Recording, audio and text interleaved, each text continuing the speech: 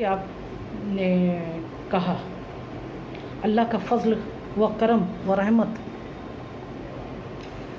جی اس کا جواب یہ ہوا کہ الحمدللہ جتنی تعلیم ہم نے حاصل کی ہے اور جو مجھے علم حاصل ہوا اس کا جواب تو یہی ہے کہ اللہ کا فضل و کرم ان انسانوں پہ خاص ہوتا ہے جو دوسروں کے لیے منافع بخش ہیں۔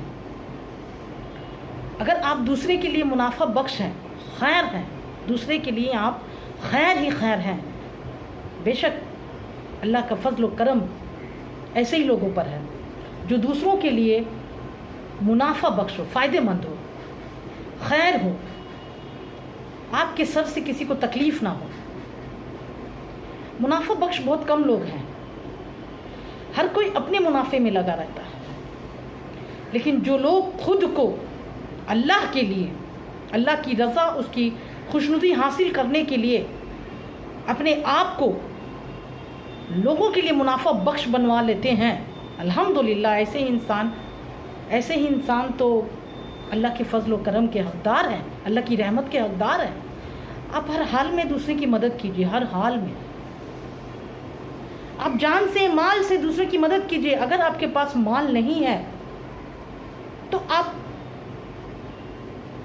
جان سے اس کی مدد کیجیے۔ اگر آپ جان سے بھی اس کی مدد نہیں کر سکتے تو اپنی زبان سے، اپنے اچھے لفظوں میں، اپنے نرمیوں سے بات کر کے اس کی مدد کیجیے۔ کسی مصیبت زدہ کو تسلی، تشفی دے کر اس کی مدد کر سکتے ہیں، کسی کو اچھے مشورہ دے کر بھی آپ اس کی مدد ہی کر سکتے ہیں۔ یہ سب اللہ دیکھتا ہے، سنتا ہے۔ لوگوں کے لیے خیر والا بن جائیے، دوسروں کے لیے خیر والا بن جائیے، دوسروں پہ سختی نہ کریں۔ آپ کے اندر کوئی کام کر رہا ہے اس کے لیے آسانی بنے، نہ کہ اس پہ سختی کریں۔ آپ انسان، ہر مسلمان کے لیے اللہ سبحانہ تعالیٰ نے نیکی تو ایک دم آسانی کر کے رکھا ہے۔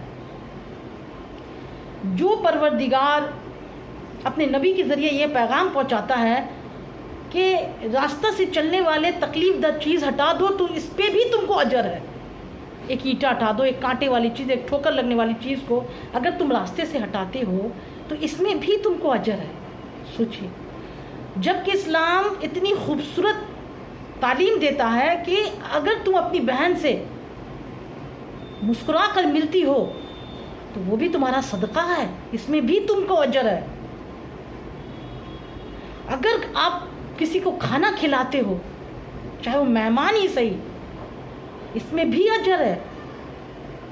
مگر انسان مطلبی ہے، انسان بڑا ناشکرا ہے، انسان بڑا خود غرض ہے، پیسے گن گن کے رکھتا ہے، اور جب موت سر پر آتی ہے تو کہتا ہے کہ اللہ اتنا پیسہ رہ گیا، ہم صدقہ کر دیتے، خیرات کر دیتے اور اچھے لوگوں میں ہو جاتے، نیک لوگوں میں شامل ہو جاتے۔ مرنے کے بعد انسان دنیا میں آنا چاہے گا، یہی خواہش ہوگی کہ ان کو دنیا میں دوبارہ بھیجا جائے تاکہ میں خوب صدقہ کروں، دوسروں کی مدد کریں، منافع بخش بنے۔ کسی بھی طریقے سے آپ منافع بخش بن سکتے ہیں۔ اب پیسے ہیں تو لوگوں کو قرض دے کر، ضرورت مندوں کو، غریبوں کو، مسکینوں کو قرض دیا کریں، ضرورت مند کو قرض دیا کریں، اس سے بھی آپ منافع بخش بن سکتے ہیں۔ آپ اچھے پڑوسی بن کے اپنے پڑوسی کے لیے منافع بخش بن سکتے ہیں۔ اچھے پڑوسی بنیے، اپنے پڑوسی کی، اپنے ہمسائے کی، ہر چیز کی، تکلیف کی، مصیبتوں کی نظر رکھیے، ان کا کام دیجیے۔